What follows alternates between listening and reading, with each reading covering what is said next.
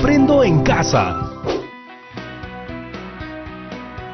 Bienvenidas chicas y chicos a Aprendo en Casa. Este programa está dirigido a las y los estudiantes de primero de secundaria. Pero recuerda que toda la familia puede acompañarnos. Hoy, en el área de matemática, vamos a continuar con nuestra investigación sobre las prácticas de discriminación. ¿Recuerdan que empezamos el estudio estadístico en el programa anterior? Y para eso desarrollamos una encuesta sobre el tema. Y yo justo acabo de terminar de llenar mi última encuesta. Oye, a mí no me has encuestado. La población a la que se dirige nuestra encuesta son las chicas y chicos de primero de secundaria y sus familiares. ¿Para qué nos va a servir eso de la encuesta? Vamos a usar la estadística para obtener cifras y porcentajes reales sobre las situaciones de discriminación que han vivido o conocen nuestras amigas y amigos. Y, de acuerdo con lo que estuve investigando, hasta podríamos movilizar e impactar en nuestras autoridades para que elaboren políticas públicas que busquen erradicar la discriminación y así mejorar nuestra convivencia. ¿Políticas públicas? Las políticas públicas son las acciones del Estado para dar respuestas a las diversas demandas de la sociedad, es decir, los problemas nacionales,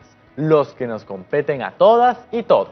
Entonces necesitamos muchas de esas. Por ejemplo, solo en el último foro de Acuerdo Nacional se establecieron 35 políticas públicas. Estaban agrupadas en 4 ejes. 1. Democracia y Estado de Derecho. 2. Equidad y justicia social. 3. Competitividad del país. Y 4. Estado eficiente, transparente y descentralizado. Ustedes dirán, ay Rodrigo, pero eso no tiene nada que ver conmigo. Tiene mucho que ver con nosotros, porque todos somos ciudadanas y ciudadanos. Además, miren, el 23 de septiembre del año pasado, nuestro presidente aprobó la nueva Política Nacional de la Juventud.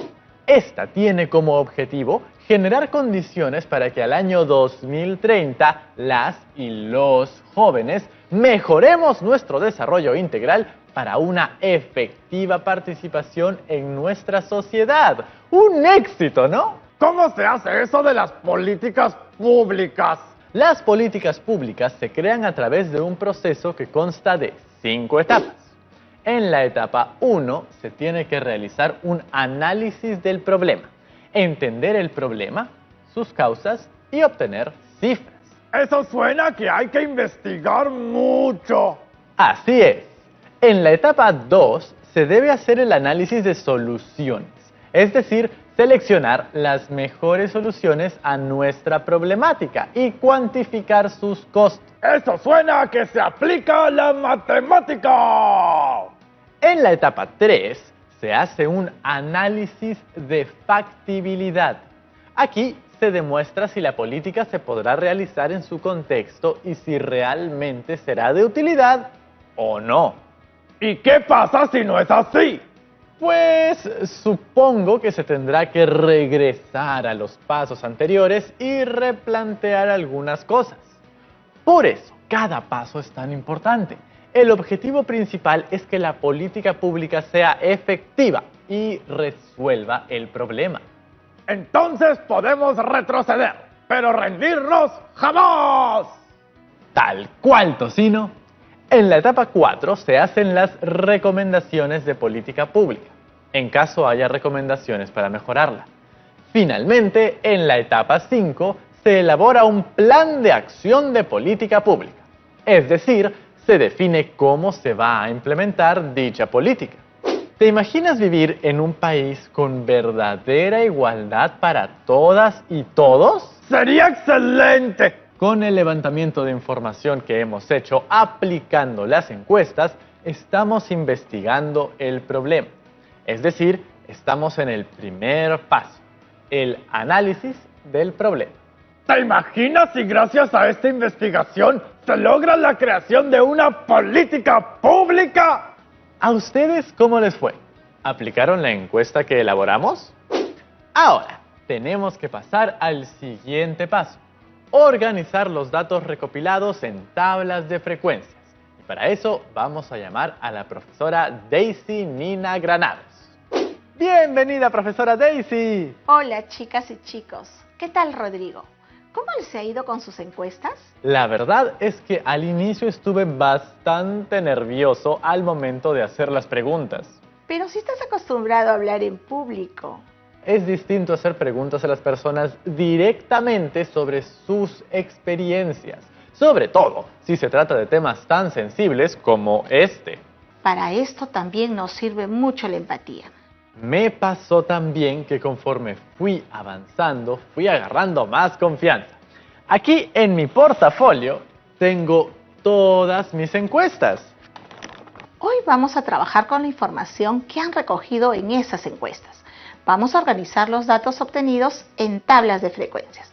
¿Qué creen que debemos hacer primero? Leerlas para conocer las respuestas de nuestras y nuestros entrevistados. No solo vamos a leer, sino que los datos que encontramos en las respuestas los vamos a organizar de tal forma que nos permita llegar a algunas conclusiones acerca de nuestra muestra. La muestra son las personas que entrevistamos. ¿No es así, profesora Daisy? Así es, Rodrigo. La muestra es un grupo delimitado que representa a toda la población a la que se dirige nuestro estudio. Y para organizar los datos recogidos de nuestra muestra, vamos a usar la siguiente tabla de frecuencias.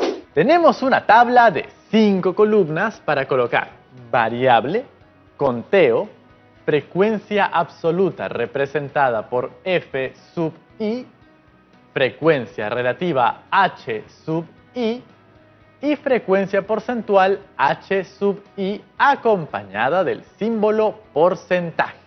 Esta herramienta luego nos facilitará realizar los gráficos o diagramas estadísticos que haremos en el siguiente programa. En la primera columna colocamos los valores de la variable de cada pregunta, ¿cierto? Sí, Rodrigo. ¿Recuerdan qué tipos de variables existen? ¡Claro! Existen variables cuantitativas y cualitativas. Recuerdo que en el programa anterior identificamos que las variables de nuestra encuesta eran cualitativas, nominales, ya que expresan atributos, cualidades o características y no pueden ser expresadas numéricamente. Así es. Comencemos. ¿Cuál era la primera pregunta de nuestra encuesta? ¿Has sido discriminado o discriminada? Entonces, en la primera columna colocamos los valores de la variable, que son si he sido discriminado o discriminada, o no he sido discriminado o discriminada. ¿Ahora contamos? Exacto. Revisamos cada respuesta de cada encuesta y de acuerdo corresponda, vamos colocando una barrita en la columna que dice conteo.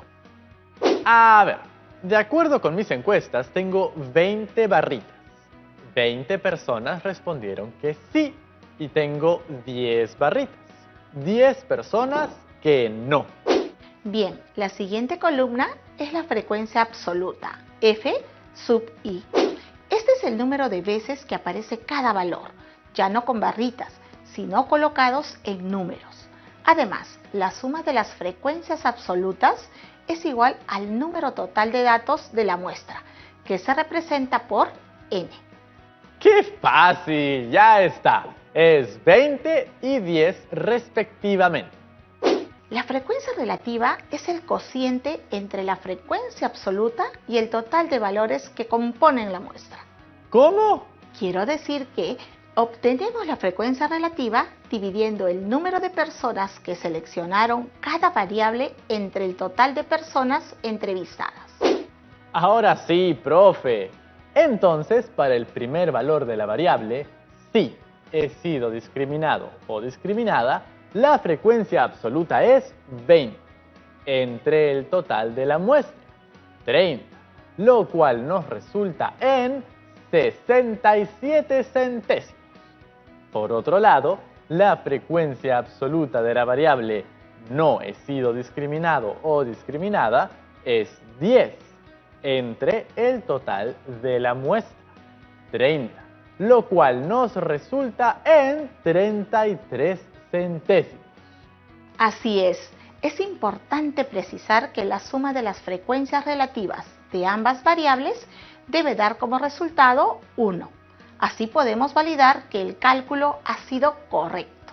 ¡Perfecto! ¡Sí me da 1! Ahora tenemos que determinar la frecuencia porcentual. Esta es la conversión a porcentajes de la frecuencia relativa, la cual resulta de la multiplicación de la frecuencia relativa por 100%. Entonces, para el primer valor de la variable sí he sido discriminado o discriminada, la frecuencia porcentual resulta de la multiplicación de la frecuencia relativa, es decir, 67 centésimos por 100, lo que nos da como resultado 67%. Para el segundo valor de la variable no he sido discriminado o discriminada, la frecuencia porcentual resulta de la multiplicación de la frecuencia relativa, es decir, 33 centésimos por 100, lo cual nos da como resultado 33%. Aquí también, si sumamos las frecuencias porcentuales, deberíamos llegar al 100%, ¿verdad? Con esta información, ¿qué podríamos decir? ¿Que soy muy bueno procesando datos y que nuestro estudio será un éxito? Me refería a qué podemos decir respecto a la primera pregunta, Rodrigo. En función a los datos procesados, podemos interpretar que el 67% de nuestros encuestados han sido discriminados en alguna ocasión. Ya tenemos una prueba comprobable de que este problema afecta a la mayoría de jóvenes en este país. ¡Vamos donde nuestras autoridades! Tranquilo, Rodrigo, no nos adelantemos. Aún tenemos mucha más información que procesar que hará que nuestro estudio sea aún más contundente. Vamos con la segunda pregunta. ¿Qué tipo de discriminación sufriste? Los valores de la variable son los rasgos faciales y o físicos, la discapacidad, el origen étnico-cultural, la condición social y o condición económica y un espacio para que escriban otro tipo de discriminación que hayan vivido. De los 30 encuestados, solo 20 respondieron que sí fueron discriminados, por lo que solo ellos continuaron respondiendo la encuesta. ¿Verdad, Rodrigo? Sí, profesora Daisy. Todas las preguntas, salvo la primera y la penúltima, están dirigidas solo a quienes hayan vivido experiencias de discriminación. Pero aquí, ¿cómo haríamos, profesora? 10 personas respondieron que fueron discriminadas por sus rasgos faciales y o físicos. Solo 2 fueron discriminadas por tener alguna discapacidad. Ninguno por su origen étnico-cultural o por su condición social y o condición económica. Pero 8 personas respondieron que fueron discriminadas por otra razón. Entiendo. ¿Y cuáles fueron esas otras respuestas? Fueron discriminadas por la forma de hablar, la forma de pensar, la lengua con la que hablaban y el color de piel. Las respuestas de la forma de hablar y la lengua en la que habla se podrían categorizar en un solo valor de la variable. Por ejemplo, forma, lengua en la que habla. ¿Qué les parece? El color de piel es un rasgo físico, ¿cierto? En algunas ocasiones, nuestras entrevistadas o entrevistados pueden mencionar nuevas categorías, pero estas pueden estar incluidas en alguna de las opciones existentes, solo que ellos no se dan cuenta o no lo consideran de esa forma. Al momento de procesar los datos, podemos hacer esos cambios para tener uniformidad en la información. Entonces, esas respuestas pasan a rasgos faciales y o físicos. Además, en la tabla de frecuencia actual, te sugiero reemplazar los valores de origen étnico-cultural y condición social y o condición económica que no han sido seleccionados por ningún entrevistado, por forma, lengua en la que habla y forma de pensar. Genial. Entonces, nuestra tabla va quedando de la siguiente manera. ¿Podemos hacer libremente esos cambios que acaba de mencionar? Podemos usar nuestro criterio y hacer algunos cambios siempre y cuando no vayamos en contra de la verdad de la información. Para el valor forma, lengua en la que habla, tuvimos 4 respuestas. Para el valor forma de pensar, tuvimos 2 respuestas. Y para el valor color de piel, que ahora será incluido en el valor rasgos faciales y o físicos, incluiríamos 2 respuestas más. La frecuencia absoluta sería la representación del conteo en números. Un detalle es que si sumamos las frecuencias absolutas, nos deben dar en total de las personas que respondieron a esta pregunta. En este caso, fueron 20 personas. Ahora vamos por el cálculo de la frecuencia relativa de cada valor de la variable tipo de discriminación. Para el primer valor, rasgos faciales y o físicos, dividimos la frecuencia absoluta, 12, entre el total de la muestra, 20. Esto nos da como resultado 6 décimos.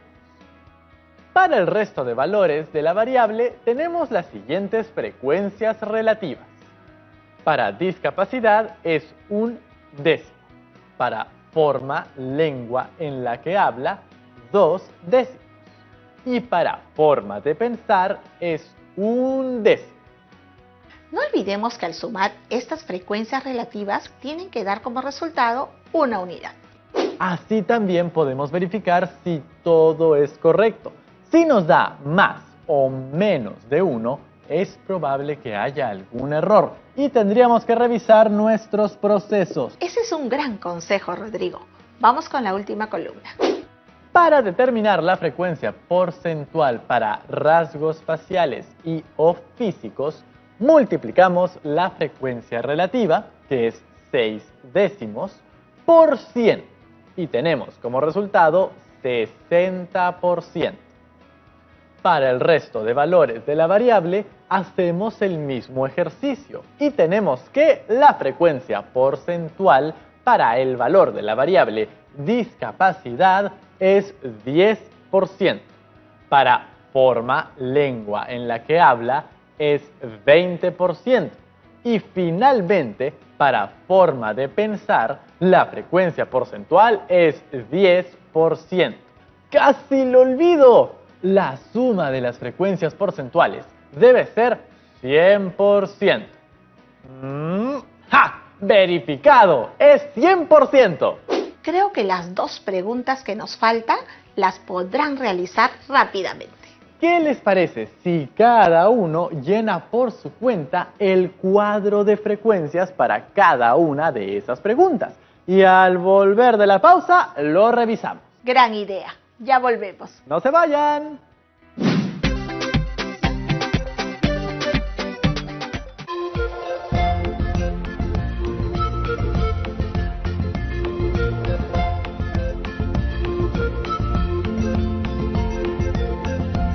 TV Perú. Somos todos.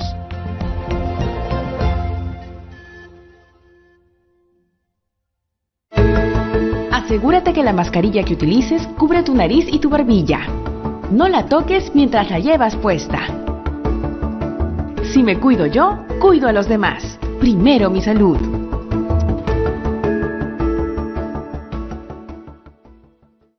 Estamos viendo Aprendo en Casa, secundaria.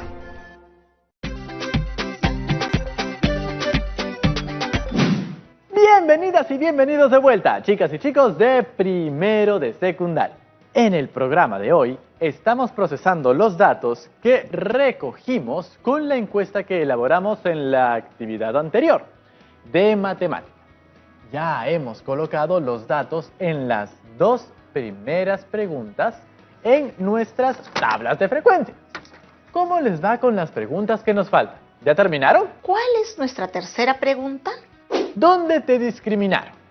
La variable es el lugar de discriminación y los valores son la escuela, espacios públicos como la calle o el barrio, lugares de consumo como los mercados, restaurantes y o centros comerciales, medios de transporte público y de nuevo tenemos la opción otro para que la persona entrevistada pueda incluir algún lugar que no hayamos previsto en las opciones.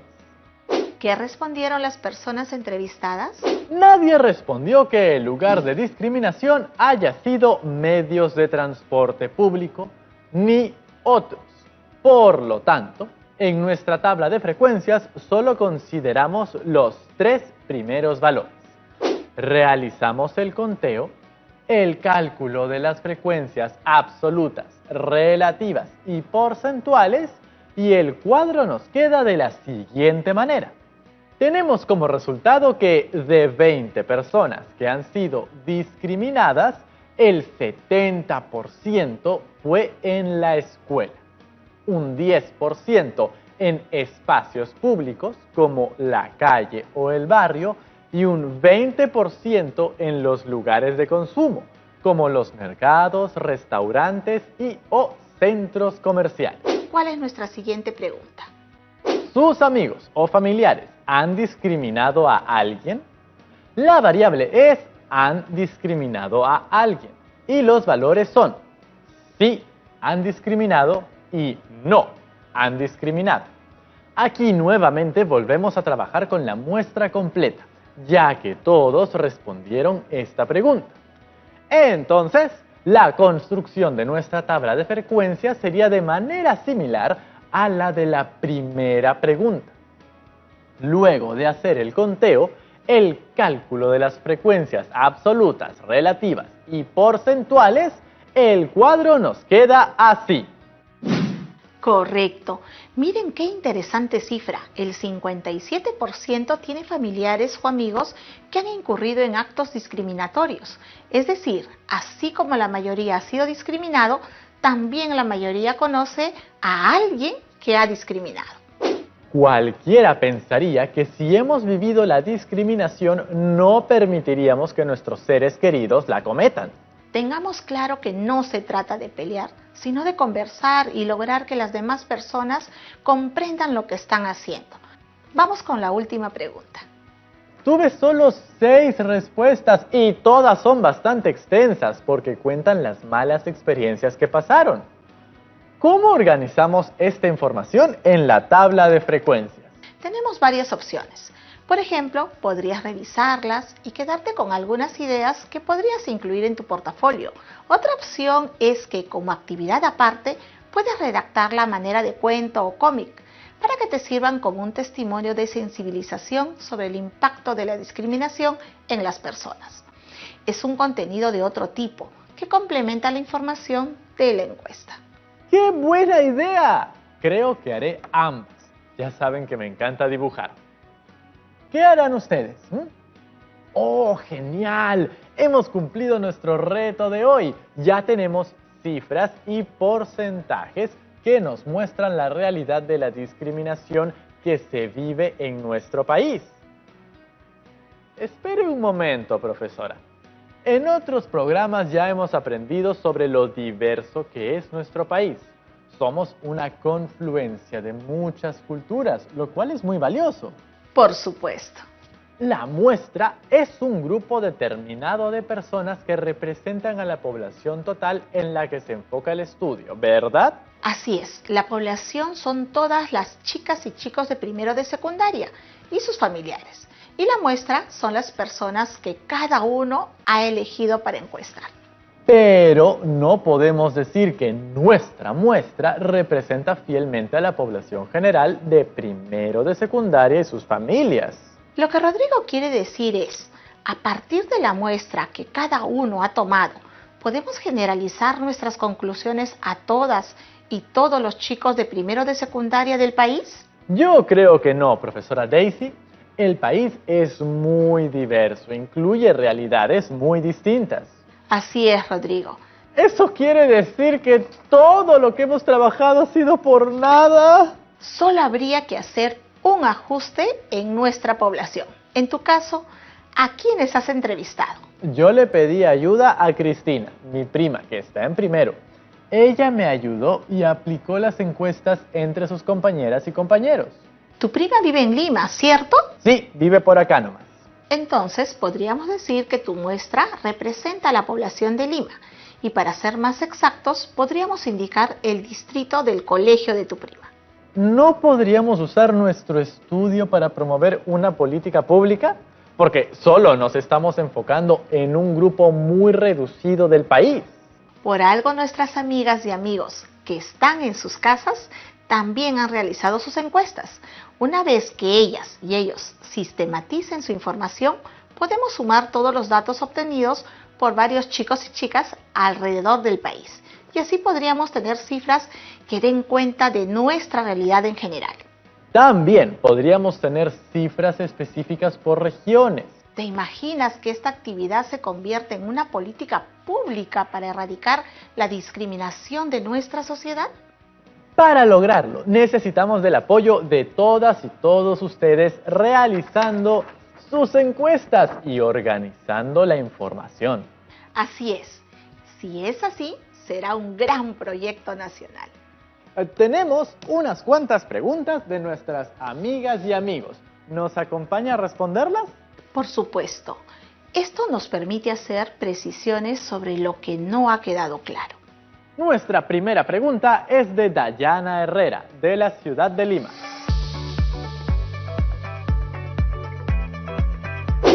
Hola, profesora Hola, Rodrigo, me perdí una parte al inicio. ¿Qué es una tabla de distribución de frecuencias? Una tabla de distribución de frecuencias es una tabla estadística donde se presentan los datos resumidos, de tal manera que se puede tener una visión panorámica que nos permite establecer un criterio sobre el comportamiento de los datos. Muchas gracias, chicas y chicos, por sus preguntas. Nos encanta escucharlos. Y gracias a usted, profesora Daisy, por haber compartido con nosotros el día de hoy. Nos vemos pronto, Rodrigo. Ya nos vemos, chicas y chicos.